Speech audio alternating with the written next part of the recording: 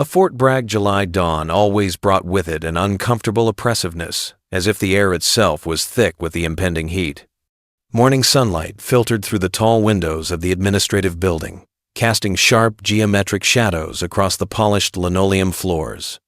The air conditioning hummed steadily, battling against the oppressive North Carolina humidity that pressed against the building like an unwelcome visitor. In the quiet hallway outside Conference Room B, Captain Anya Sharma stood, adjusting the strap of her document bag. She carried herself with the quiet confidence of someone who had nothing left to prove, though her new assignment would likely test that assumption. Her uniform was immaculate, pressed to perfection, each crease sharp enough to cut paper. On her right sleeve, just below her unit patch, sat a small burgundy and gold insignia that most people had never seen before. It was roughly the size of a quarter, featuring crossed swords behind a shield with a single star above. Colors had faded slightly from years of wear, giving it an almost antique appearance. "You must be Captain Sharma," said a voice behind her. Anya turned to find a young lieutenant approaching, his uniform still crisp with that new assignment stiffness. His name tape read Jenkins. "That's right, Lieutenant Jenkins." "Yes, ma'am. I'm supposed to show you to your desk and brief you on the staff structure."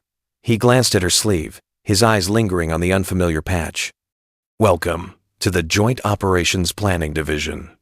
They walked through corridors lined with framed photographs of previous commanders and decorated units. Other personnel passed them, some nodding respectfully, others barely glancing up from their tablets and coffee cups. Most of the planning staff are majors and lieutenant colonels. Jenkins explained as they walked. "You'll be working directly under Colonel Davies, though he's currently overseas for another week. In the meantime, Major Thorne is acting as interim division chief."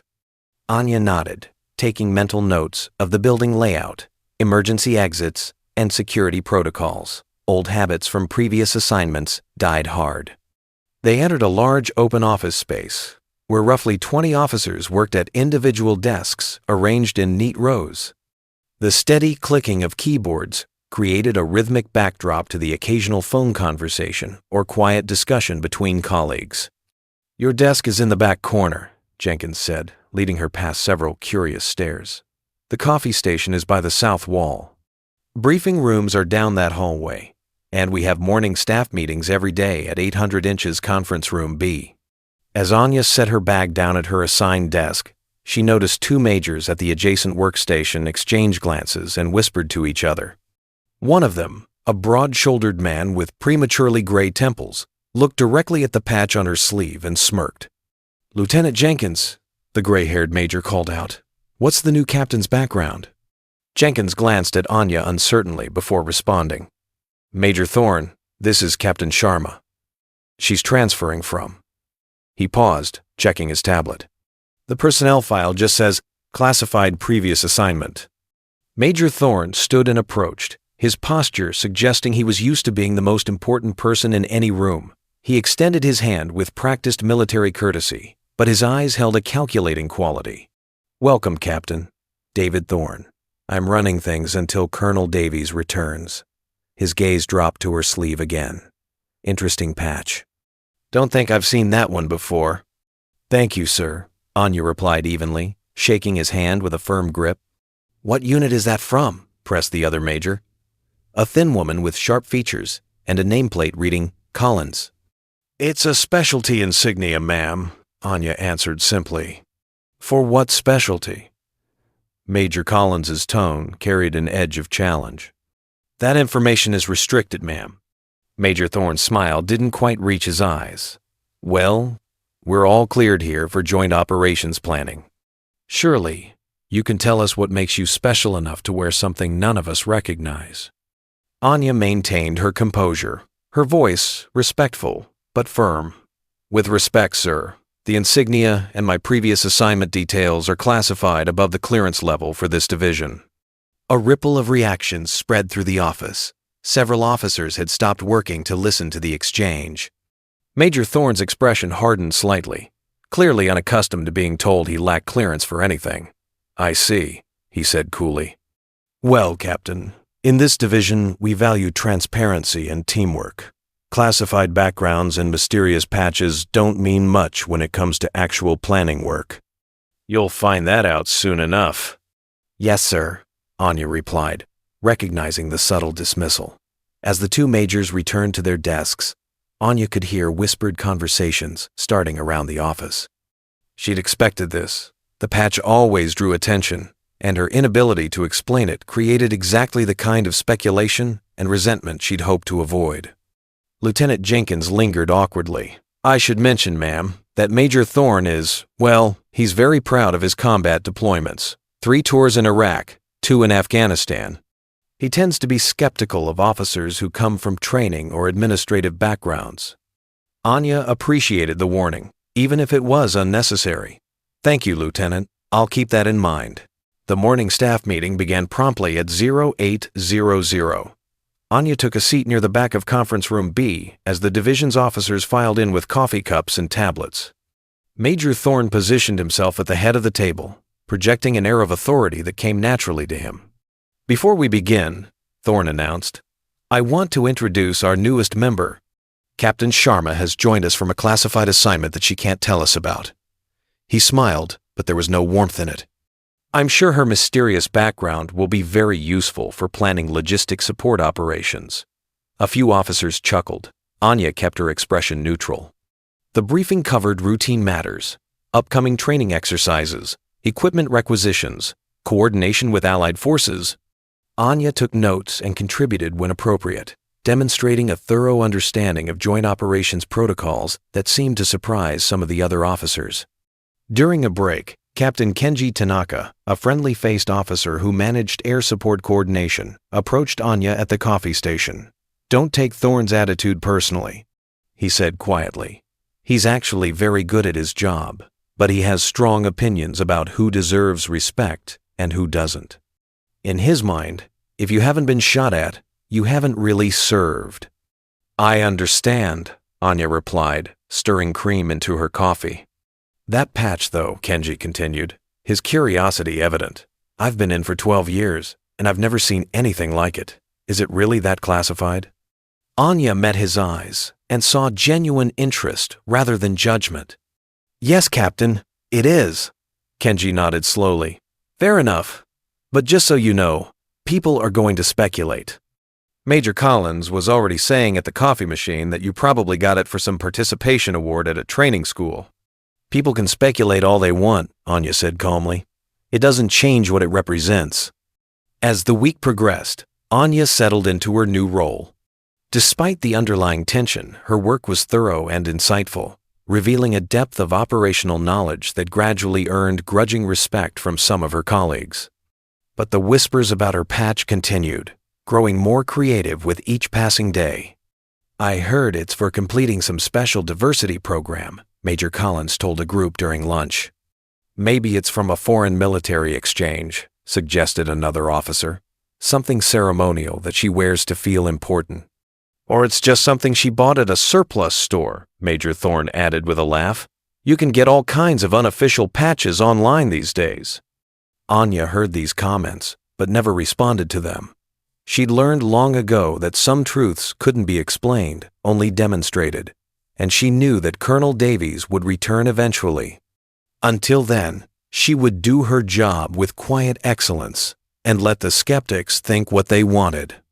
On Friday afternoon, as Anya was reviewing logistics plans for an upcoming multinational exercise, Lieutenant Jenkins stopped by her desk.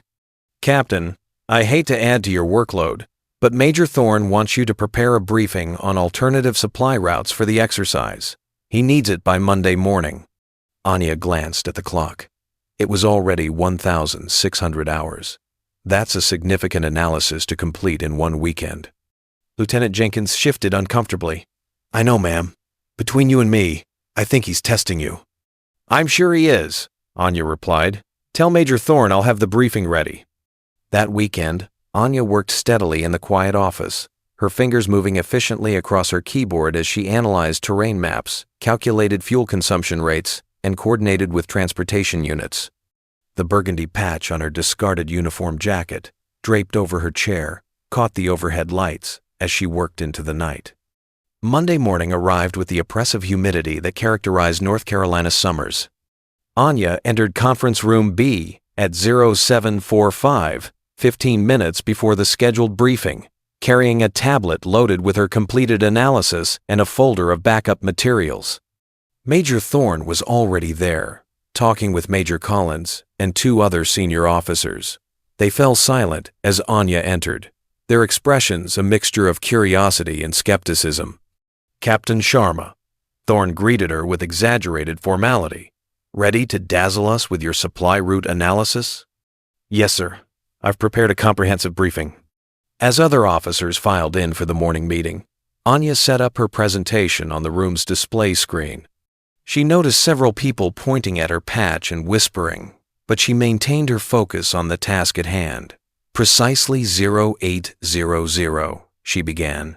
"Good morning.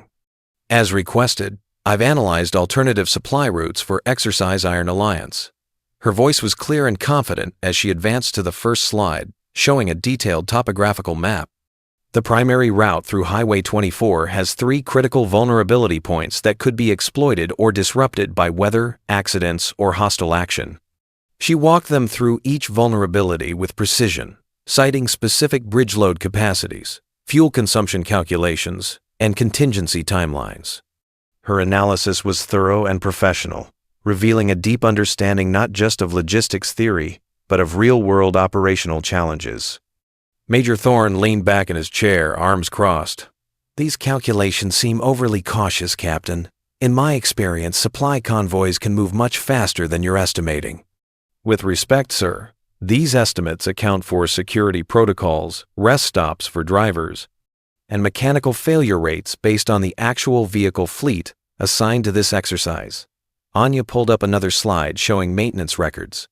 3 of the transport trucks have recurring transmission issues that reduce their highway speed capability. "How did you access maintenance records?" Major Collins interjected, her tone sharp. "I contacted the motor pool directly and requested the information, ma'am. Standard due diligence for logistics planning."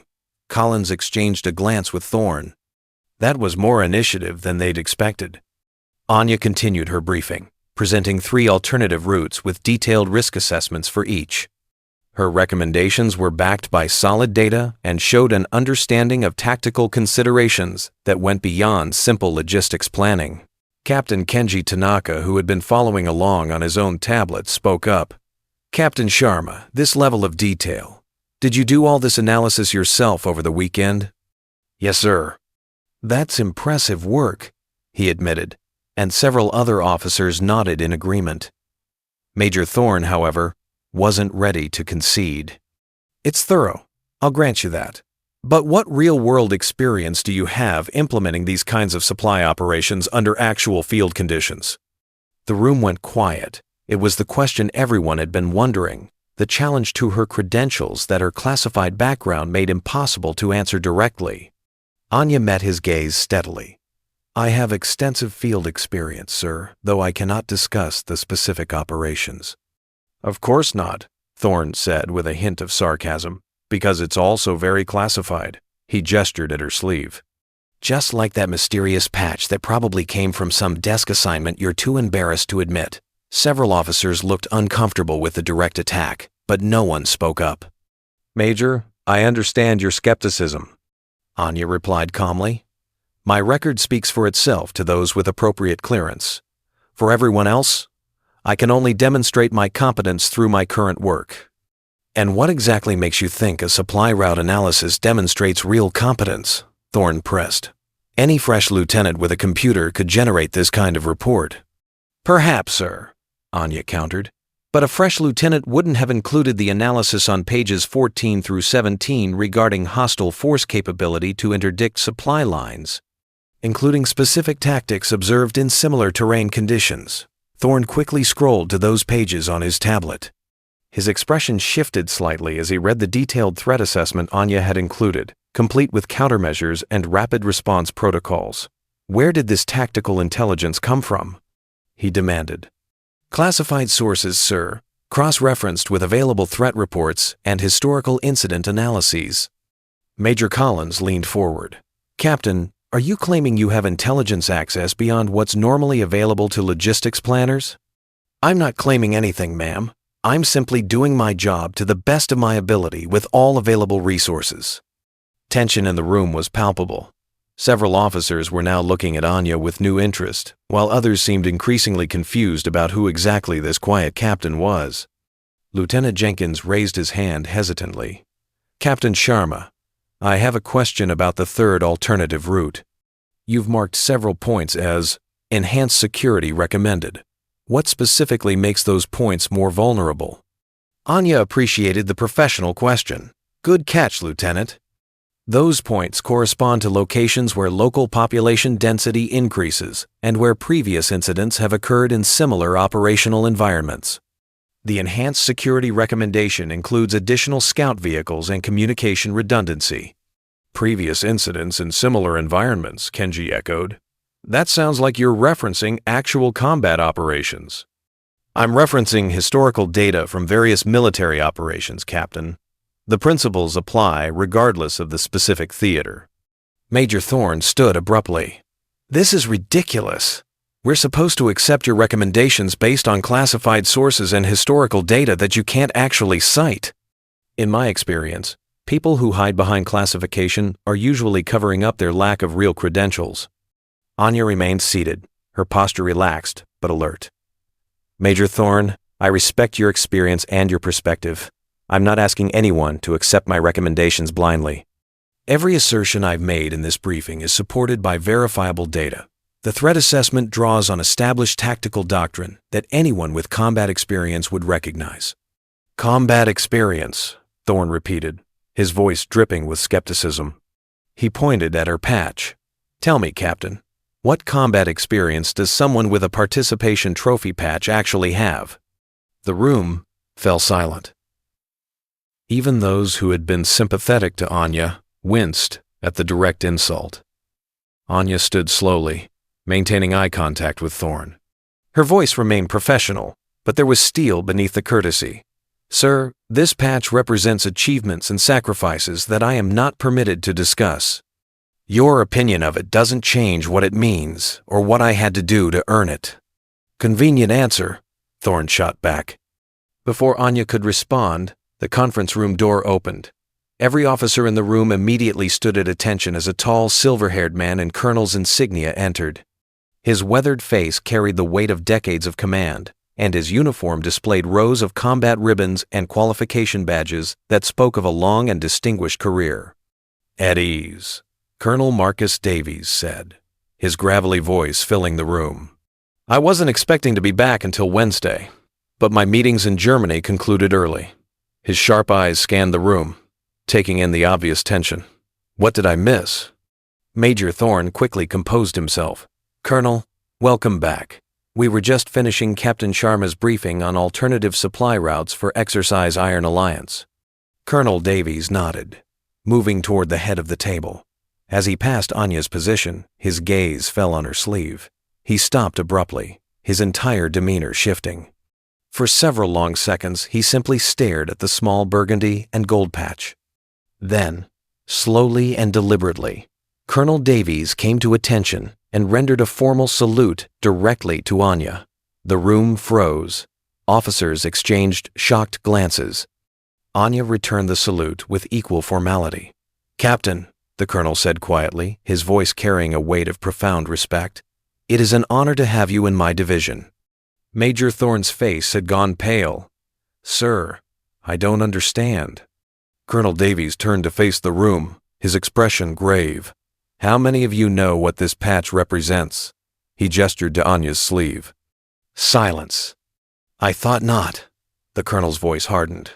This insignia is the Joint Special Operations Command Distinction Award. It is awarded exclusively to officers who have demonstrated extraordinary leadership and tactical excellence during highly classified special operations missions. He paused, letting that sink in. In the 20 years since this award was established, only 5 officers in the entire United States military have earned it. The silence in the room became absolute. Major Collins's tablet slipped from her hand, clattering on the table. Captain Kenji Tanaka's eyes widened in recognition. Lieutenant Jenkins looked like he'd stopped breathing. Colonel Davies continued, his gaze moving from face to face. Captain Sharma cannot discuss her previous assignments because they remain classified at levels that none of you, including myself, have access to. The operations she participated in have shaped national security outcomes that will not be declassified for another 30 years. He turned back to Anya. Captain, please forgive any discourtesy you may have experienced from my staff. They didn't understand what they were looking at. No apology necessary, sir, Anya replied calmly. I'm used to questions about the patch. Major Thorne had gone from pale to red. Colonel, I had no idea. And you assumed that meant she had nothing to hide except mediocrity. Colonel Davies finished coldly.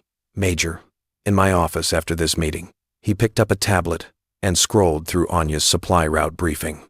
His expression shifted from stern to impressed as he read. This analysis is exceptional. The threat assessment in particular shows tactical insight that could only come from direct operational experience. He looked up at Anya. I'm guessing you've personally planned and executed operations in similar terrain conditions. Yes, sir. Multiple theaters. And the classified sources you referenced for the threat intelligence? After-action reports from operations I participated in, sir, cross-referenced with current intelligence assessments. Colonel Davies nodded slowly. Captain, this division just got significantly more capable. I want you to review all our existing operational plans and provide similar analyses. Your perspective will be invaluable. Yes, sir. Happy to help. As the colonel dismissed the meeting, officers began filing out in stunned silence. Several cast apologetic glances at Anya. Major Collins looked stricken, clearly replaying every dismissive comment she'd made over the past week. Captain Kenji Tanaka approached Anya with obvious respect. Captain Sharma, I owe you an apology. I had no idea. You were respectful and professional, Captain Kenji. No apology needed. Lieutenant Jenkins was next, his young face earnest. Ma'am, I'm sorry for not. I should have. Anya smiled slightly. Lieutenant, you showed me around and did your job well. That's all anyone could ask. Major Thorne remained seated at the conference table, staring at his tablet as if reading something devastating. Colonel Davies stood beside him, speaking in low, stern tones. Through the glass walls of the conference room, Anya could see the dressing down continuing. The atmosphere in the division shifted over the following days. Major Collins apologized sincerely, acknowledging her assumptions had been wrong. Captain Kenji sought Anya's expertise on communication protocols, impressed by her ability to identify vulnerabilities he'd missed for years. Even Major Thorne approached with humility, asking to learn from her operational experience. Colonel Davies called Anya into his office and revealed his own special operations background. He explained that he'd requested her assignment specifically to reshape how the division approached planning. He offered her a position on a joint task force at CENTCOM, developing new operational doctrine that would combine conventional and special operations approaches. Over the following weeks, Anya's protocols were adopted across multiple units. Lieutenant Jenkins asked her to guest lecture at the officer basic course. The same officers who had mocked her patch now sought her guidance on complex planning challenges, recognizing that her quiet competence came from experiences most would never understand. 3 months later, Anya received orders for her promotion to major and assignment to the CENTCOM task force. The division organized a ceremony where Colonel Davies personally pinned on her new rank. The same officers who had whispered about her patch now applauded with genuine respect. During the reception, Colonel Davies gave Anya a private gift, a challenge coin bearing the JSOC Distinction Award on one side and the names of all 5 officers who had earned it on the other. You're part of a very elite group, he told her. Never forget that. On her final day at Fort Bragg, Anya walked through the division saying goodbye. Lieutenant Jenkins gave her a thumb drive containing her lecture notes to share with future students. Major Thorne thanked her for changing how he understood leadership. Major Collins expressed how Anya had taught her that every military achievement represents collective sacrifice. As Anya prepared to leave for Tampa, she reflected on the journey. She'd arrived as an unknown captain with a mysterious patch, faced skepticism and mockery, but through quiet excellence had earned genuine respect. The patch on her sleeve represented not just her achievements, but the memory of those who hadn't made it home. And now at CENTCOM, she would continue honoring their sacrifice by making the military better for the next generation.